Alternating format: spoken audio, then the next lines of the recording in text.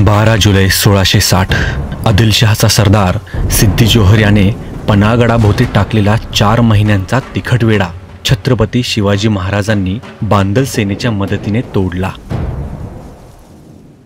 आज तोच दिवस 12 जुलै, ठिकाण कोल्हापूरचा पन्हाळगड आणि सोबत हजारो शिवप्रेमींचा समुदाय। आज आम्ही अनुभवायला निघालो आहोत तोच रणसंग्राम जिथे छत्रपती शिवाजी महाराजांची युद्धनीती, शूर मावळ्यांची असलेली निष्ठा, त्यांचे शौर्य, विश्वास, साहस आणि राष्ट्रप्रेम या साऱ्यांचा परमोच्च आविष्कार म्हणजे पन्हाळा ते पावनखिंडीचा रणसंग्राम।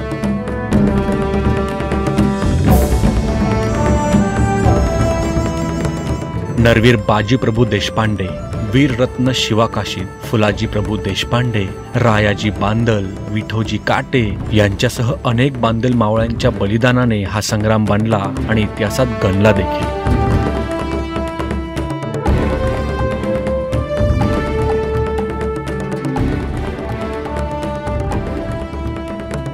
सुप्रभात मित्र हो, मी आता आहे कोल्हापूरमध्ये आणि आता वाजलेले सकाळचे 5:30। मी कुठे चाललोय तर चाललोय एका मोहिमेवरती। ती मोहीम आहे पन्हाळा ते विशाळगड वाया पावनखिंड। एक विशेष मोहीम आहे। या मोहिमेमध्ये जवळपास 400 लोक सहभागी होणार आहेत। ह्या मोहिमेचं वैशिष्ट्य असं आहे की याच्यामध्ये इतिहास जागवला जाणार आहे, शाहिरांचे पोवाडे गायले जाणार आहेत, इतिहासमय वातावरण ह्या एकंदरीत मोहिमेमध्ये आपल्याला बघायला मिळणार आहे। बाय द वे, या मोहिमेचं आयोजन कोल्हापूर हायकर्स मार्फत करण्यात आलेलं आहे। मोहिमेची सुरुवात दसरा चौकातून होणार आहे। फायनली मी कोल्हापूरच्या दसरा चौकामध्ये आलेलो आहे आणि आता इथून आपली मोहीम सुरू होते। माझ्यासोबत असणारे मोहिमेचे माझे साथीदार गुरखा आणि ज्यांच्यासोबत आपण मोहीम करत आहोत ते आहे साक्षात सागर पाटील भाऊ, जे आहेत हायकर्स ग्रुपचे सर्वेसर्वा। तो काय नियोजन आता? मस्त जीवन। पहिला सगळ्यात महत्त्वाचं कोल्हापूर हायकर्स करून तुमचं स्वागत आणि अभिनंदन, तुम्ही या मोहिमेसाठी आलाय, धन्यवाद। तर आता आपण दसरा चौकातून नाश्ता वगैरे आवरलाय, आता आपण जाणार आहोत पन्हाळ्यावरती। ठीक आहे। शिवाकाशीदांची समाधी, तिथून आपण बाजीप्रभूंचं स्मारक आणि राजदिंडी फुटका दरवाजाच्या मार्गाने आपण तुरुकवाडी, म्हाळुंगे, मसाई पठार, खोतवाडी, मांडलाईवाडी आणि करपेवाडी असा आपला पहिल्या दिवसाचा प्रवास असणार आहे 22 किलोमीटरचा। आणि मग रस्त्यामध्ये बरेचसे रोमांचक असणारच आहेत आपल्यासोबत। ऐतिहासिक वारसा असणाऱ्या भूमीतनं शिवाजी महाराज ज्या रस्त्याने गेले त्या वाटेने आपण आज मोहीम करणार आहे। तर बराचसा एन्जॉय, थ्रिल आणि इतिहास सगळं सोबत असणार आहे। क्या बात आहे, चला सुरू करूया। कोल्हापूरवरून आम्ही पन्हाळ्याच्या दिशेने प्रवास सुरू केला। कोल्हापूरच्या ग्रामीण भागाची एक खासियत आहे, ती म्हणजे इथे आजही मोठमोठी वडाची झाडं हे रस्त्यालगत मोठ्या प्रमाणात आपल्याला बघायला मिळतात। आपण आता पोचलो आहोत पन्हाळ्यावरती आणि या इथे पाठीमागे आहे वीर शिवाकाशीद यांचं स्मारक। आत्ता जिथे आहोत ना, हा आहे पन्हाळ्याचा पाठीमागचा भाग, मेन एंट्रन्स तिकडून आहे। तर या इथे आधी एक दरवाजा होता जो इंग्रजांनी तोडलेला आहे आणि इकडून रोड केलेला आहे। आणि तो जो तुम्हाला पाठीमागे दिसतोय तो आहे कुठला किल्ला आपला? हा पावनगड ना? हां, येस। आता त्याच्याबद्दल ना, आता माझ्यासोबत आज अजिंक्य वेरडे हे आपल्यासोबत असणार आहेत, जे पूर्ण ह्या मोहिमेची किंवा ह्या मोहिमेमध्ये घडलेला जो काही इतिहास आहे त्याच्याबद्दल आपल्याला माहिती देणार आहेत। तर आपण आता थोडक्यात या ठिकाणाबद्दल आणि आसपासच्या प्रदेशाबद्दल थोडक्यात माहिती जाणून घेऊयात। आत्ता आपण पन्हाळगडच्या आत्ताच्या एंट्रन्समध्ये आलेलो आहोत आणि जिथून गाड्या वर येतात त्या ठिकाणी पूर्वी वाघ दरवाजा नावाचा दरवाजा होता, जो की ब्रिटिशांनी 1844ला पाडला। आणि बरोबर याच्या समोर आपल्याला पावनगड नावाचा किल्ला दिसतो, ज्या पावनगडच्या डोंगरावर ब्रिटिशांच्या तोफा चढवल्या गेल्या आणि तिथून महाराज पन्हाळगडच्या वेड्यामध्ये असताना ब्रिटिशांनी तोफांचा मारा केला होता। आणि इथंच वीर शिवाकाशीद यांचा पुतळा आपल्याला पाहायला मिळतो, ज्यांनी पन्हाळा पावनखिंड की विशाळगड या मोहिमेमध्ये प्राणार्पण केलं होतं, पहिलं बलिदान दिलं होतं।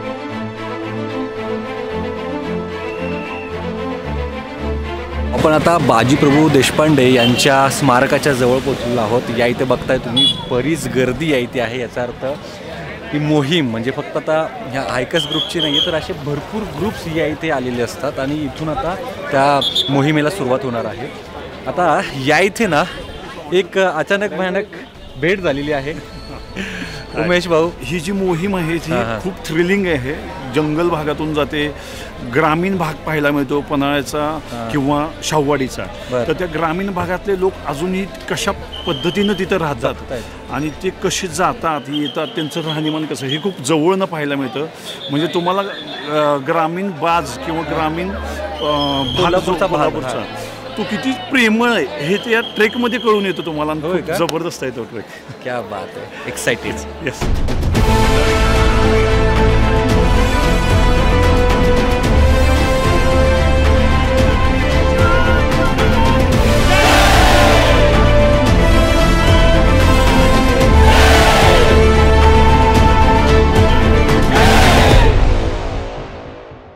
ट्रेकला सुरुवात होते. सगळेजण प्रॉपर आता लाईनमध्ये उभे आहेत. आता या इथं सर्व सूचना दिल्या जातात की नक्की काय करायचं आहे काय नाही करायचं आहे. माझ्यासाठी तरी एक्साइटिंग मोहीम असणार आहे, कारण की मला तो इतिहास जगायला मिळणार आहे यांच्यासोबत. महादेव महादेव. खूप जबरदस्त फिलिंग आहे. शिवमय वातावरण आहे आणि अशा प्रकारचा ट्रेक मी पहिल्यांदाच करतोय एवढ्या जास्त लोकांच्या सोबत. हे जे काही पॉझिटिव्ह मी म्हणा की पॉझिटिव्ह खूप वाईब येतात याच्यातून मला. म्हणजे शिवकाळामध्ये विचार करा मावळे काय जोश मध्ये असतील, काय जोश मध्ये आपण फक्त त्यांच्या प्रेरणेने चालायला लागलोय. तेव्हा तर मावळे महाराजांसोबत असणार आहेत. नेक्स्ट. क्या बात.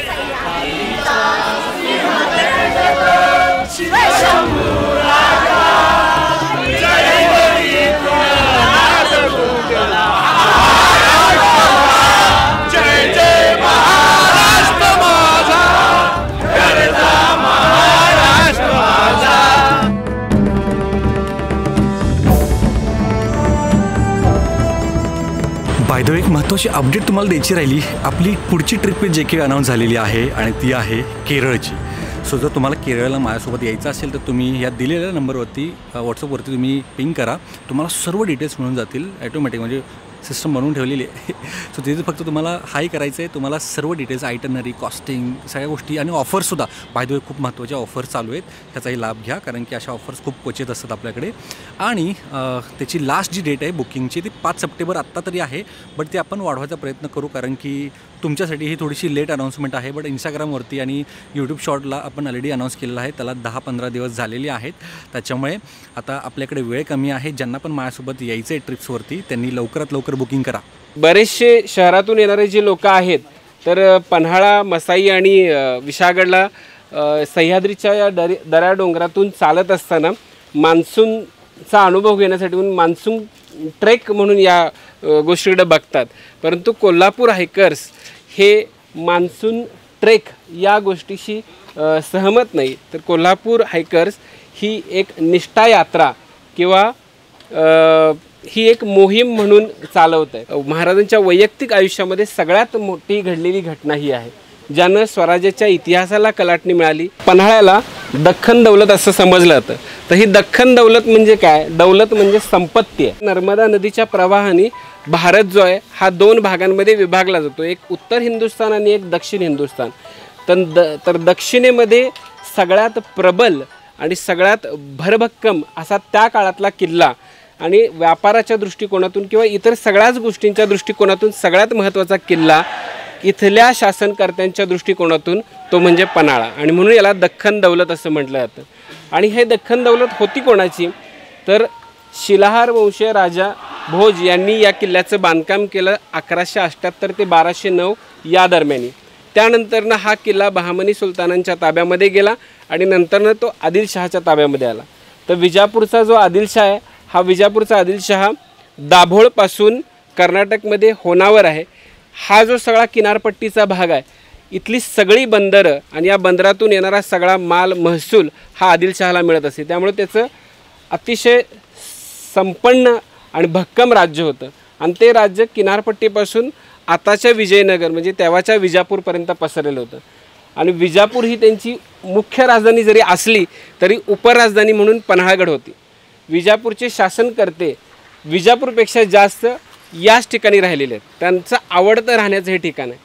आणि महाराजांच्या आयुष्यामध्ये महाराजांची एक इच्छा होती की हा किल्ला आपल्या स्वराज्यामध्ये असला पाहिजे आणि ती इच्छा त्यांनी पूर्ण केली. 28 नोव्हेंबर 1659ला महाराजांनी पहिल्यांदा किल्ला जिंकून घेतला.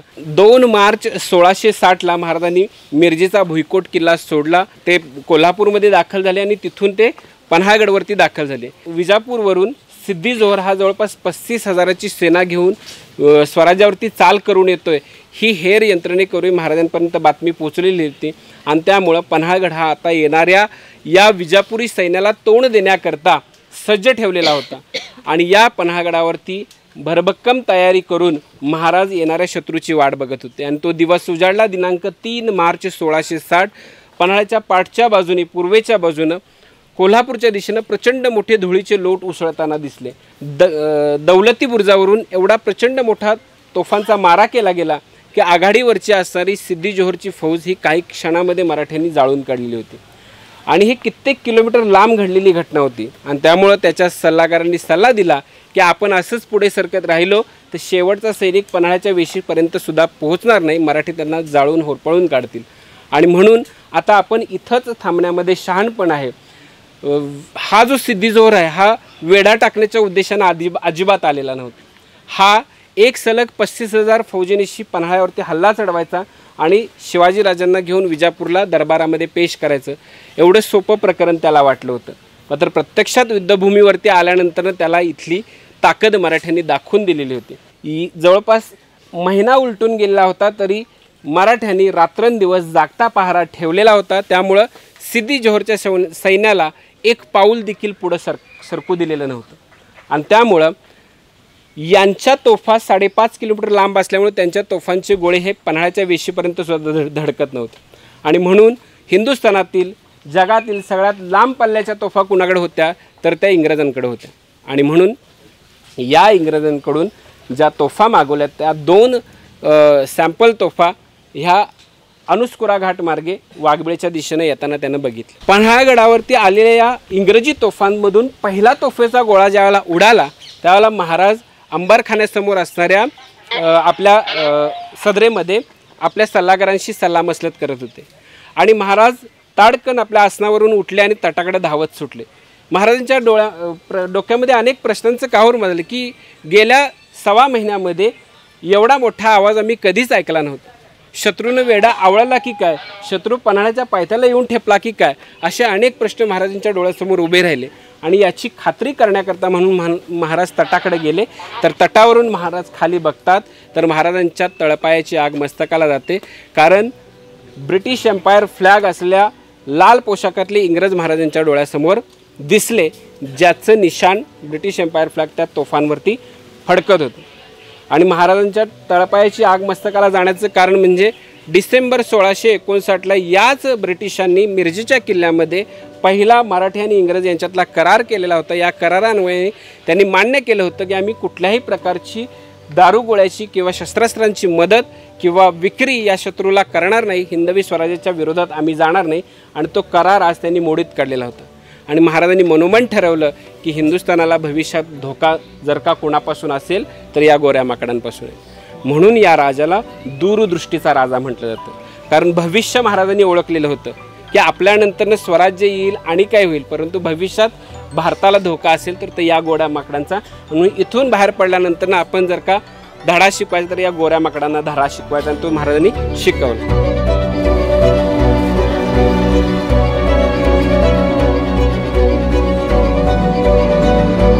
तर आता आपण आहोत फुटका नंदीच्या इथे. हा आहे राजमार्ग जिथून छत्रपती शिवाजी महाराजांनी सिद्धीचा वेढा तोडून भेदून म्हणू शकतो जो इथून त्यांनी सुटका केली.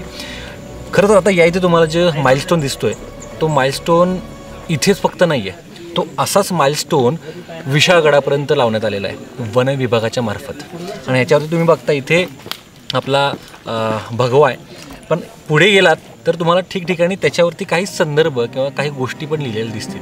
पन्हाळ्यावरून आपण आता मसाई पठाराच्या दिशेने चाललो होतो तर मध्ये आम्हाला नेबापूर नावाचं गाव लागलं. तर हे तेच गाव जिथे वीर शिवाकाशीत यांचा जन्म झाला.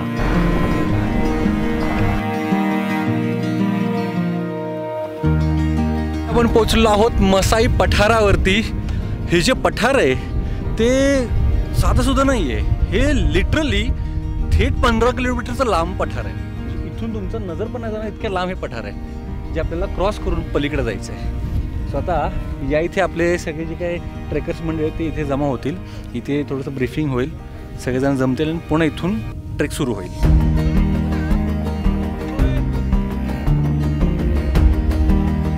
हा ट्रेक करत असताना काही मंडळी आपल्याच ग्रुपमधले आहेत, त्यांनी ना एक विशेष उपक्रम राबवला आहे. तो कोणता तर दाखव त्यांना. सो हे आहेत सीड बॉल्स जे यांनी घरून बनवून आणलेले आहेत. आणि हे सीड बॉल जिथे जिथे त्यांना वाटतं की या इथे एखादं झाड उगवून यावं तिथे हे टाकतायत. बाचुळकर सरांच्या माध्यमातून खूप चांगलं पर्यावरणाचं काम होते कोल्हापूरमध्ये.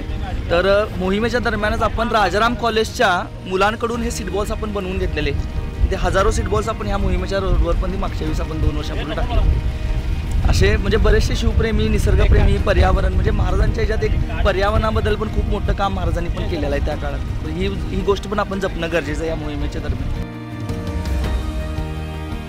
200 ते 800 फूट रुंद अशा वेगवेगळ्या 10 पठारांचे मिळून बनलेले पठार म्हणजे मसाईचे पठार. हे पठार पाचगणीच्या टेबल लँडपेक्षाही खूप मोठे असून पन्हाळ्यापासून अवघ्या 7 किलोमीटर अंतरावर आहे. असं म्हणतात पूर्वी याच ठिकाणी शाहूकालीन चहाचे मळे असायचे.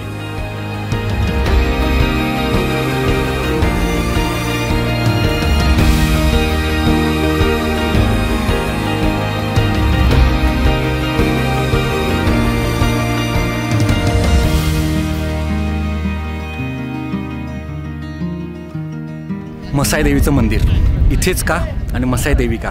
तर जसं की गुरांचा पाठीराखा म्हणून म्हसोबा असं एक देवस्थान आहे, देव असतो जो वेगवेगळ्या ठिकाणी आपल्याला बघायला मिळतो. तशीच गोरख्यांची पाठीराखीण म्हणजेच मसाई देवी असं या मंदिराचा किंवा देवीचा अर्थ आहे. आणि या भागातल्या जे काही पठारावरती वेगवेगळी गुरं चरायला लोक येत असतात तर त्यांचं संरक्षण करावं म्हणून या देवीचं स्थान इथे आहे.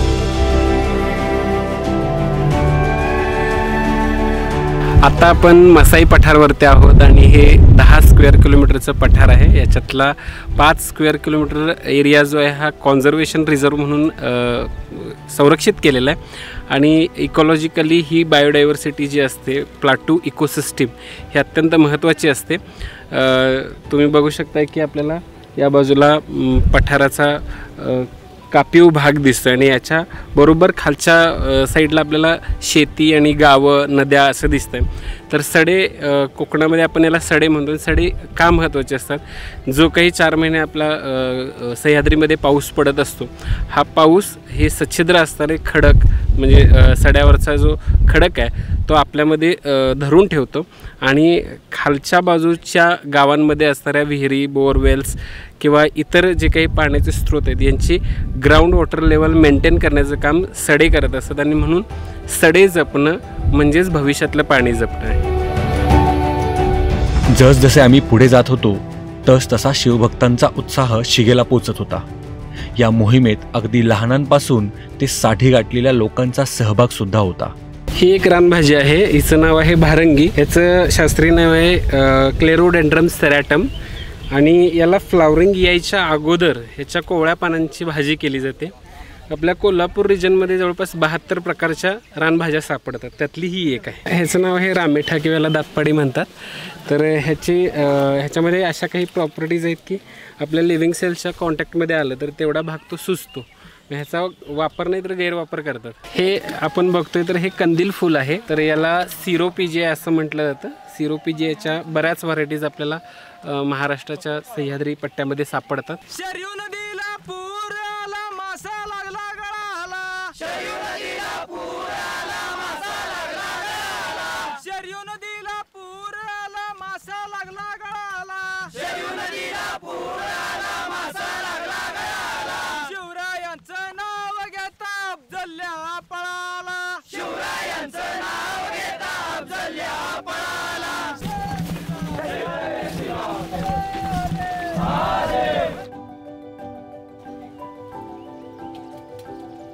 ह्याला शेतकरी मुंग्या किंवा हार्वेस्टर आंट्स म्हटलं जातं, त्यांचं घरटं आहे. तर हे घरटं अशा पद्धतीने बांधलेलं असतं की जिथं डोंगराचा किंवा बांधाचा उतार असेल, कारण आपल्या भागामध्ये जवळपास 3000 मिलीमीटरपेक्षा जास्त पाऊस पडतो, परंतु त्या पावसात देखील आपलं घरटं सुरक्षित राहिलं पाहिजे आणि पाण्याचा आउटलेट दिल्यामुळं घरटं व्यवस्थित सुरक्षित राहतं. तर तुम्हाला हे गोल स्ट्रक्चर, पाणी याच्यामध्ये एक थेंबही राहणार नाही अशा पद्धतीचं आपल्याला बघायला मिळतं. थोडंसं ट्रॅफिक जाम झालेलं आहे कारण की वाट निमवते, लोक जास्त आहेत.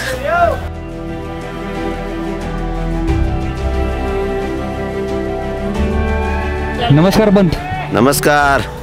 आज या वेशभूषेमध्ये येण्याचं काय नक्की कारण? 1660 12 जुलै याच दिवशी बाजीप्रभू देशपांडे व बांधल सेना यांनी शिवाजी महाराजांना सुरक्षितपणे विशाळगडावर पोहोचवलं आणि त्यांनी त्यांचा देह आपल्या पावनखिंडीत ठेवला. तर ही प्रेरणा लोकांना मिळावी आणि तोच इतिहास आज आपण जागवावा अशा भूमिकेतनं ही वेशभूषा करण्यात आलेली आहे.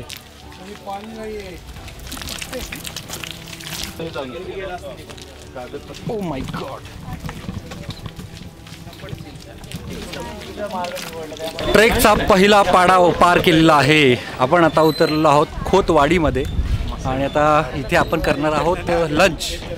भूक प्रचंड लागलेली आहे. आपली जेवणाची व्यवस्था इथल्या शाळेमध्ये करण्यात आलेली आहे बघा. म्हणजे पुन्हा एकदा शाळेमध्ये येण्याचा योग आलाच शेवटी. तुझं नाव काय? ज्ञानेश्वरी अक्षय पाटील. ओ हो हो हो हो. सो मित्रांनो, मला हिच्याबद्दल कळलं आहे की ही मागच्या 4 वर्षांपासून हा ट्रेक करते आहे ना. मित्रांनो, आता आपण अशा ठिकाणी आहोत ज्या ठिकाणावर मला एक विशेष गोष्ट दिसते पाठीमागे.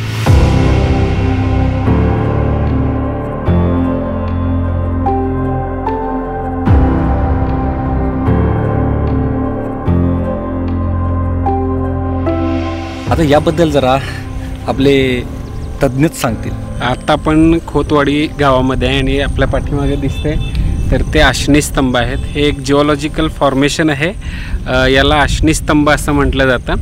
तर साधारणपणे 79 मिलियन इयर्स अगो या स्ट्रक्चरचं फॉर्मेशन झालं आहे असं जिओलॉजिस्ट म्हणतात. तर पृथ्वीच्या पोटामध्ये ज्या पोकळ्या असतात, या पोकळ्यांमध्ये ज्यावेळेला लावारस जमिनीतून बाहेर आला आणि या पोकळ्यांमध्ये तो भरला गेला आणि ऊन, वारा, पाऊस याचा मारा होऊन कच्ची जमीन होती किंवा माती होती ती निघून गेली आणि राहिलेलं स्ट्रक्चर म्हणजे हे कॉलमनार स्ट्रक्चर्स आहेत. सो मला इथे एक रेफरन्स द्यावासा वाटतो आहे. मी मागच्याच वर्षी पृथ्वीच्या उत्तर ध्रुवाच्या जवळ असलेला म्हणजे आर्क्टिक सर्कलमध्ये असलेला एक देश आईसलँड, त्या देशामध्ये माझी भटकंती झाली होती आणि त्यामध्ये स्टुटलागील या ठिकाणी एक कॅनियन होता. त्या कॅनियनचं जे स्ट्रक्चर होतं ते सेम कॉलमनार पद्धतीचं होतं आणि त्याच्यामधून एक हिमनदी वाहत होती. ते पाहण्यासाठी लोक देश विदेशातून येतात. म्हणजे आईसलँडमध्ये ती गोष्ट पाहण्यासाठी लोक देश विदेशातून, म्हणजे मी तिथे पाहायला गेलो आहे. पण अशीच एक गोष्ट आपल्याला लाभली आहे, तीही कोल्हापुरात. हे आपल्याला माहिती नसावं म्हणजे हे दुर्दैव आहे नाही का. आणि जगामध्ये फक्त 3च ठिकाणे, त्यातलं एक ह्या ठिकाणी. एक्झॅक्टली.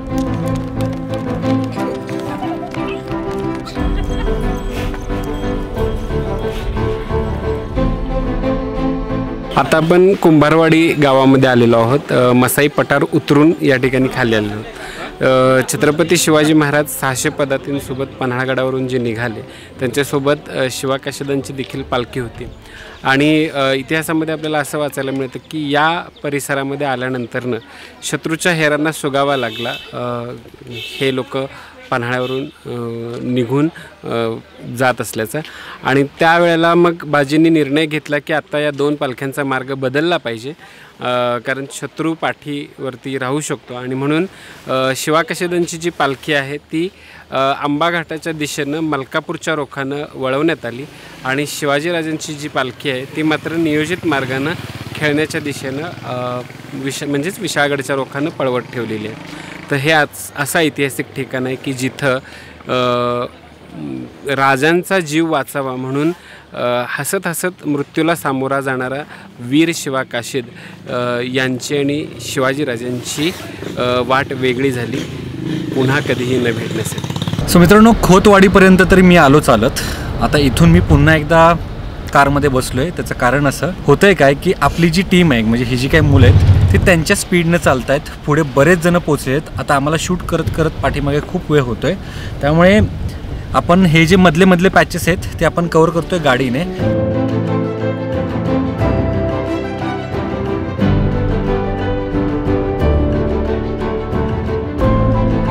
अंबर्डे गावाच्या इथून आपण पुढे चाललो होतो.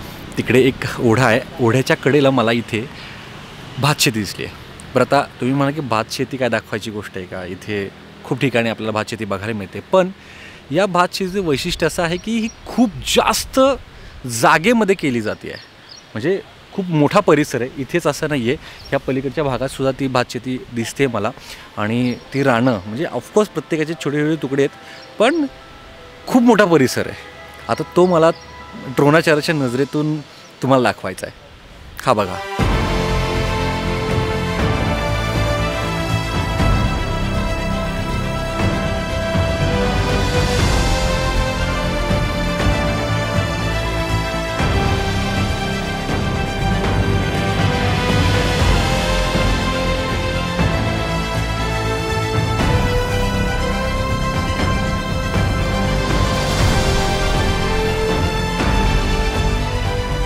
आणि अशा प्रकारे विद्या मंदिर माळेवाडी इथे आपण पोचलो आहोत.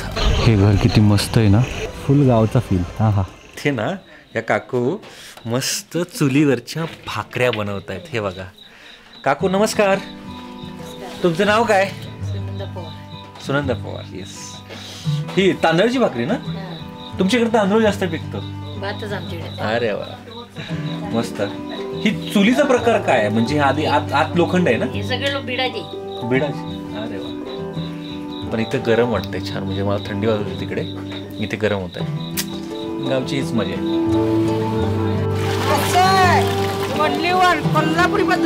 सो एकंदरीत आजचा दिवस खूपच कमाल होता.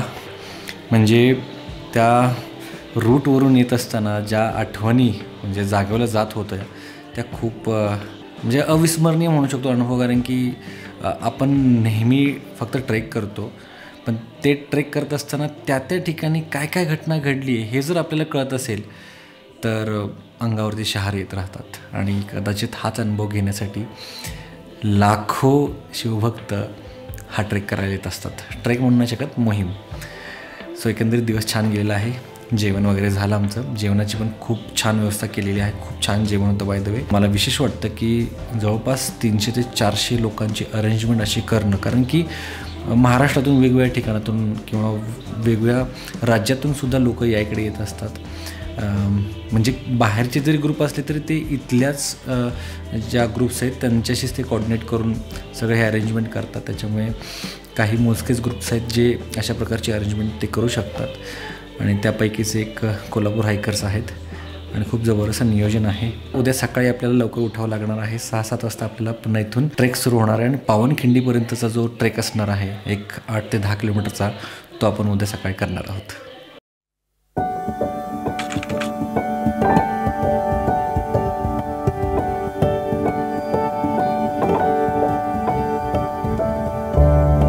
सुप्रभात मित्र हो.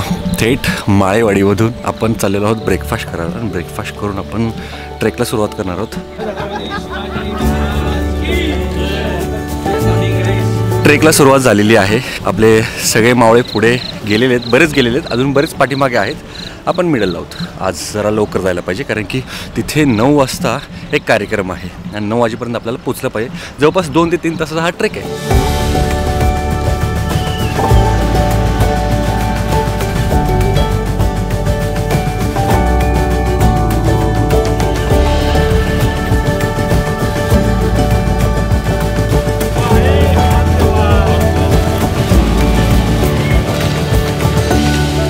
पाटेवाडी गावामध्ये आपण आता आलेलो आहोत. अर्धाच किलोमीटर होतं ना. या इथे ना या रूटवरती ही सगळी गावं आहेत. आधी ऑब्व्हियसली ही गावं असतील नसतील होती ना आधी त्या काळी पण महाराजांच्या. हां पण या इथे जे दगड आहेत की नाही, जे माइलस्टोन रचलेले आहेत आपल्या वन खात्यामार्फत. हे बघा गावामध्ये सुद्धा माइलस्टोन आहे. हा हे बघा. म्हणजे याचा आता आपण राईट गावामध्ये आलेलो आहोत. मित्रांनो, आपण आता एका ओढ्यामध्ये आहोत आणि ओढ्यामध्ये तुम्ही बघताय ही तांबड्या पांढऱ्या रंगाची ही जी काही दगडं आपल्याला दिसत आहेत, ही साधीची दगड नाही आहेत. हे आहे बॉक्साईट खनिज. ही जी काही खनिज संपदा आपल्या सह्याद्रीला लाभलेली आहे, इको झोनमुळे कदाचित ही आता अबाधित आहे, पण माहीत नाही इथे कोणाचा डोळा पडेल. चला चला चला की मोय काय पण म्हणायचं होतं, खरं काका म्हटला फार वाईट वाटलं. कोण म्हटलं? हे बघा काय हो सर, काय संस्थापनेसाठी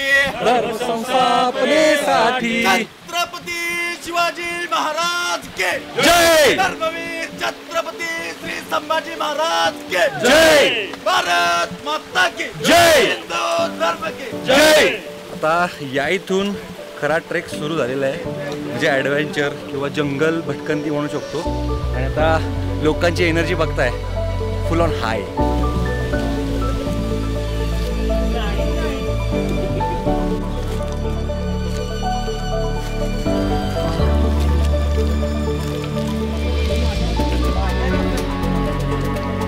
हा जो ट्रेक आहे तुमच्यासाठी काय आहे? आमच्यासाठी तीर्थयात्रेसारखं आहे सर. अगदी आमच्या देवताची मुलींनी का करावा? लेडीज मुलींनीच करायला पाहिजे सर. का बरं? रणरागिणी असतात मुली, म्हणून त्यांनी हा ट्रिप करायलाच पाहिजे सर. नमस्कार सर. नमस्कार नमस्कार. कसं काय चाललं ट्रेक? अतिशय चांगला चाललेला आहे.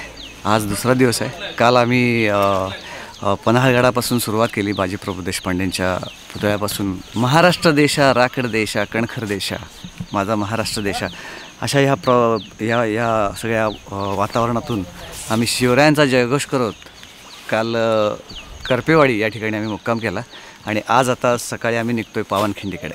अतिशय सुंदर असा परिसर आहे आणि प्रत्येक पावलोपावली शिवाजी महाराजांनी निर्माण केलेल्या स्वराज्याच्या प्रती मावळ्यांची निष्ठा या ठिकाणी जाणवते. प्रत्येकजण उत्साहानं भरलेला आहे आणि अतिशय सुंदर प्रवास आहे. पाऊस जिरी आहे, वातावरण एकदम मस्त आहे. पाठीमागे धुक्याचं साम्राज्य त्या डोंगरावरती आहे. अगदी उत्तम वेदर कंडिशन, पाऊस आणि थोडासा चिखल आहे जास्त, तोच थोडासा चॅलेंज आहे. बाकी सगळं परफेक्ट आहे. ट्रेक करण्यासाठी ज्या गोष्टी लागतात त्या सर्व गोष्टी आता आपल्याकडे निसर्गाने दिलेल्या आहेत. चला एन्जॉय करूयात.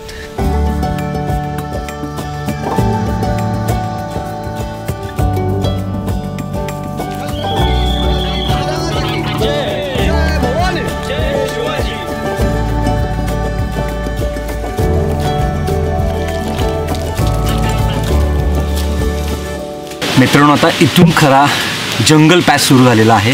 म्हणजे लिटरली अंधार पडलेला आहे दिवसा. म्हणजे किती घनदाट जंगल असेल त्याचा तुम्ही अंदाज लावा. तर त्यावेळी भर पावसात, भर धुक्यात आणि तेही अंधारात या इथे वाट कशी काढली गेली असेल याचा अंदाज लावा.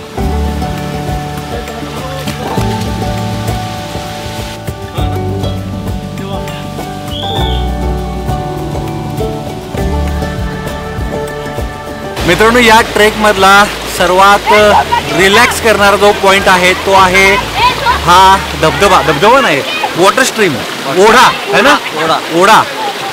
आणि खूप मोठा आहे आणि या इथे सगळेजण मस्तपैकी डुंबतायत पाण्यामध्ये. इतकं थंड पाणी की मी पाठ नाही टेकवू शकत आहे. मी फक्त तोंडावरती डोक्यावरती पाणी घेतलेलं, इतकं थंड पाणी.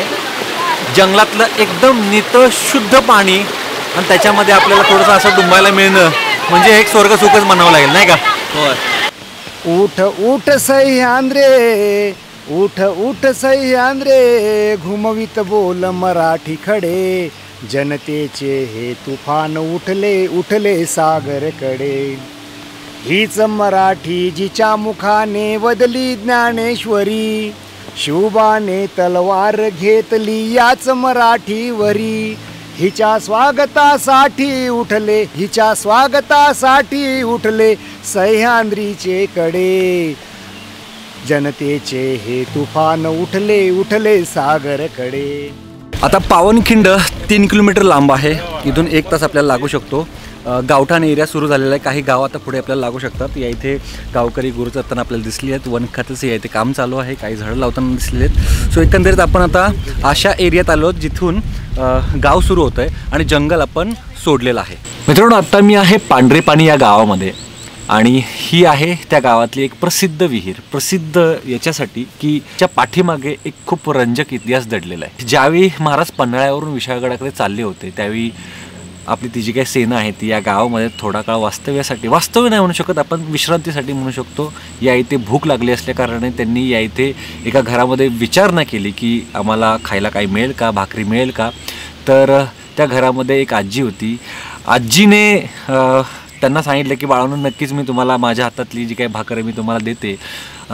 जर शिवाजी राजे असतील तर त्यांना एक आमची छोटीशी विनंती आहे की या भागामध्ये पाणी प्यायला नाही आहे, आमच्या लेकी बाळींसाठी तेवढी एक विहीर बांधून द्या, असं राजांना तुमच्या निरोप द्या, असं त्या आजींनी सांगितलं. आणि तो निरोप महाराजांना पोचल्यानंतर महाराजांनी शब्द दिला की आम्ही नक्की तुम्हाला एक विहीर बांधून देऊ. म्हणजे विचार करण्यासारखी गोष्ट आहे की महाराज कोणत्या परिस्थितीमध्ये होते. त्यांना माहीत नव्हतं की पुढे त्यांचं काय होणार आहे, त्यांच्या सैन्याचं काय होणार आहे. एवढी मोठी यमनांची जी काय आक्रमणं होत होती किंवा आक्रमण होत होतं, एवढं मोठं सैन्य घेऊन तो सिद्धी जोहर येत होता. पुढे काय होईल कोणालाच माहिती नव्हतं, पण महाराजांनी शब्द दिला होता. ह्याचा अर्थ समजून जा की महाराजांच्याकडे किती मोठा आत्मविश्वास होता की नक्कीच आपण या संकटातून बाहेर पडू. त्याच्यानंतर महाराज ज्यावेळी पाठीमागे गेले, गडावरती गेले, राजगडावरती गेले, त्याच्यानंतरनं दिलेला शब्द पाळण्यासाठी त्यांनी आपल्या सैन्याला आदेश दिला की पांढरे पाणीमध्ये एक विहीर बांधण्यात यावी आणि तीच ही विहीर.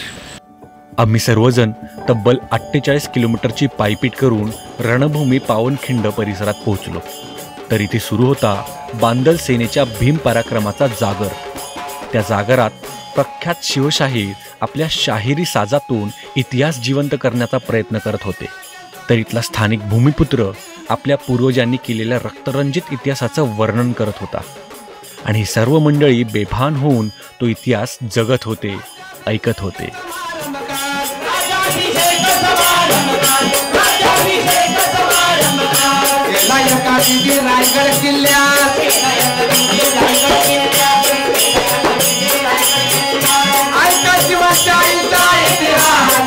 तेरा जुलै 1660च्या सकाळी महाराजांना बातमी कळाली हैराण करवी की विशाळगडला सुद्धा सूर्यराय सुर्वे आणि जसवंतराव दळवी या दोघांनी मोर्चे लावलेले आहेत आदिलशहाच्या बाजूने. आणि मग इथं परिस्थिती अशी निर्माण झाली की दोन शत्रूंच्या कात्रीत सगळेच कापले जाणार की काय. म्हणून महाराज म्हणतात की आलेल्या संकटांचा सामना सगळ्यांनी मिळून करूयात. परंतु महाराजांच्या पेक्षा वयानं मोठे असणारे नाना म्हणजेच बाजीप्रभू देशपांडे म्हणतात की लाख मेले तरी चालतील पण लाखांचा पोशिंदा वाचला पाहिजे. तुम्ही निम्मीशी बंदी घ्या आणि विशाळगडकडे रवाना व्हा. तोफांचा आवाज करा. जोपर्यंत तोफांचा आवाज होत नाही तोपर्यंत एका देखील गनिमाला मी तुमच्या वाटेमध्ये आडवा येऊ देणार नाही.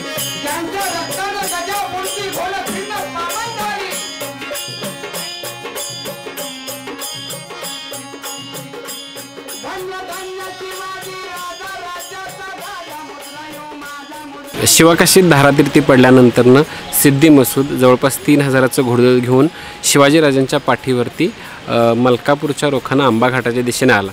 मात्र त्याला आंबाघाटापर्यंत काहीही सुगावा लागला नाही. म्हणून तो माघारी त्याची समजूत अशी झाली की कदाचित शिवाजीराजे अनुस्कोरा घाटामार्गे कोकणात उतरले असतील आणि म्हणून तो मलकापूरला येऊन अनुस्कोराला जाण्यासाठी निघाला. या सिद्धी मसाऊदच्या सैन्याला थोपवण्याचं काम हे बाजींच्या 300 बांदलांवरती होतं. आणि मग घोडखिंडीमध्ये बांदल सेना बाजीप्रभू देशपांडेंच्या नेतृत्वाखाली सिद्धीला भेटली आणि जवळपास एक 2 प्रहर साधारणपणे 6 तासांच्या अथक परिश्रमानंतरनं खिंडीमध्ये शर्थ मराठ्यांनी केली. जवळपास 200-250 बांदल त्या ठिकाणी पडले, धारातीर्थी पडले आणि 450हून अधिक शत्रू कापला गेला. या 6 तासांच्या कालावधीमध्ये मात्र विशाळगडच्या पायथ्याला असणाऱ्या 10,000 फौजीचा सामना करत छत्रपती शिवाजीराजे स्वतः रणांगणामध्ये उतरलेले होते. रायाजी बांदलांनी भीम पराक्रम त्या ठिकाणी केला आणि महाराजांना सही सलामत विशाळगडावरती प्रवेश करू दिला. त्यानंतरनं महाराजांनी बाजी ज्या गोष्टीची वाट बघत होते की येणाऱ्या तोफांचा आवाजाकडे, तर तोफांच्या इशारती दिल्या आणि आम्ही सुखरूप पोहोचवल्याचा संदेश तोफांच्या माध्यमातून महाराजांनी दिला.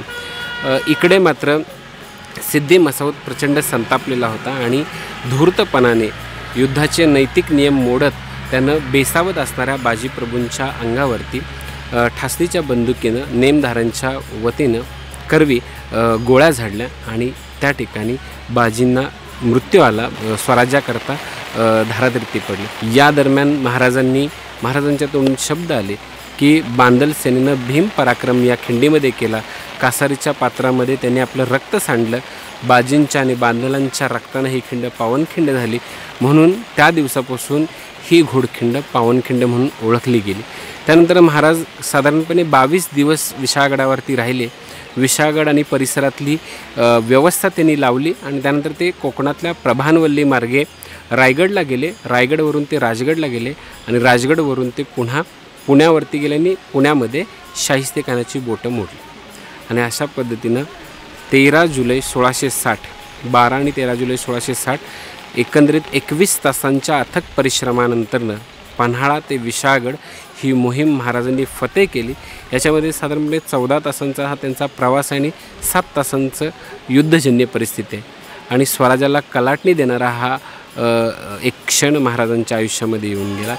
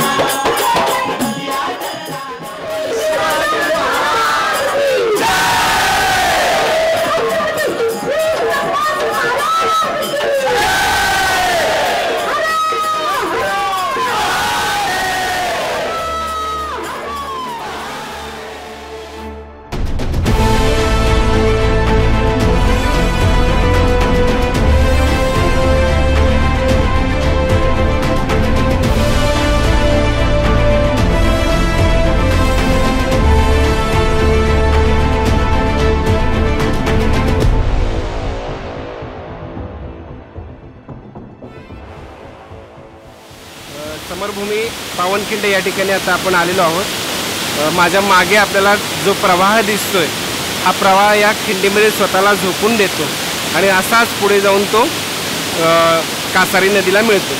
तर या बाजूला माझ्या मागच्या साईडला कासारी नदीचा उगम होतो। कोल्हापूरची जी पंचगंगा आहे ती 5 नद्यांचा संगम होऊन तयार झालेली एक नदी आहे। त्या 5 नद्यांपैकी एक म्हणजे कासारी नदी।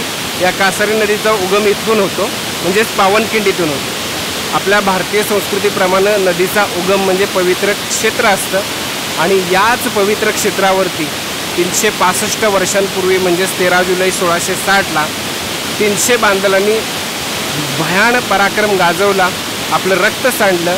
यामध्ये काही जवळपास 200-250 बांदल मावळे धारातीर्थी पडले। बाजीप्रभू देशपांडे, फुलाजीप्रभू देशपांडे हे दोघेही धारातीर्थी पडले। त्यांच्या रक्तानं ही खिंड पावन झाली, घोडखिंडीची पावनखिंड झाल्याने म्हणून हिला पावनखिंड म्हणून ओळखलं जातं। आपल्याला जी ही घोडखिंड दिसते तर बाजींनी जाणीवपूर्वक याच खिंडीचा वापर केलेला आहे, कारण खिंड अरुंद होती। 2 लोक कशीबशी हत्यारं घेऊन शस्त्र घेऊन लढू शकतील एवढीच जागा या खिंडीमध्ये होती आणि त्यामुळं येणारा शत्रू कितीही मोठ्या संख्येने असेल तरी त्याला इथं रोखता येणं हे शक्य होतं आणि म्हणून पाठीमागं 35,000 शत्रुसेना असणाऱ्या फौजेतून नेमके किती आपल्या मागावरती आहेत याचा अंदाज नसल्याकारणाने होता होईल तेवढ्या शत्रूला इथं रोखता यावं म्हणून या खिंडीची निवड बाजीप्रभूंनी केलेली आहे आणि 300 बांदलांनी भीम पराक्रम करून या ठिकाणी आपलं रक्त सांडलेलं आहे। कासारीचा खळाळून वाहणारा पांढरा शुभ्र प्रवाह 13 जुलै 1660ला रक्तानं लालबुंद झालेला होता।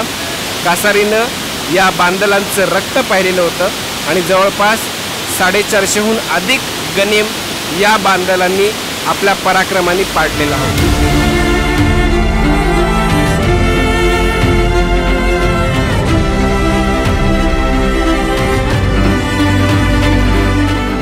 मोहीम आता शेवटाकडे आलेली आहे, ऑलमोस्ट आता शेवट झालेला आहे. काही कारणास्तव आपल्याला विशाळगडावरती जाता नाही आलं, त्याचं दुःख आहे, पण हरकत नाही. आतापर्यंतचा जो काय अनुभव होता तो शब्दात व्यक्त नाही करू शकत मी, कारण की मला ज्या उद्देशाने या भूमीत यायचं होतं तो उद्देश माझा सार्थकी झालेला आहे. त्याचं सर्व क्रेडिट किंवा थँक्स मी बोलेन की कोल्हापूर हायकर्स आणि सागरला देईन, कारण की आमची भेट हलकीच झाली नाशिकच्या संमेलनामध्ये आणि तिथून आमचा असा संपर्क आलेला आहे. आणि छान वाटलं मला की याने मला रीच आऊट केलं आणि मला सांगितलं की असा एकंदरीत कार्यक्रम आहे. म्हणजे एखादी मोहीम म्हणजे काय असतं की इथून एका ठिकाणी जाणं, त्या ठिकाणाचं पावित्र्य राखत आपण तिथपर्यंत पोचून त्या ठिकाणाबद्दलची माहिती लोकांपर्यंत पोहोचवणं. यावेळी यांच्यामार्फत जे काही उपक्रम राबवले गेले म्हणजे ठिकठिकाणी ऐतिहासिक माहिती देण्यासाठी आपल्यासोबत इतिहासकार होते, पोवाडे गाण्यासाठी राष्ट्रीय स्तरावरचे, इंटरनॅशनल स्तरावरचे शाहीर होते आणि ह्यांच्याने हे जे काही वातावरण तयार झालं ते पूर्णपणे इतिहासमय झालं आणि मला ते अनुभवता आलं, माझ्या अंगावरती शहारे आले. माझा हा जो काय अनुभव होता तो अविस्मरणीय ठरला. याचं मी सर्व श्रेय सागरला देईन आणि थँक्यू.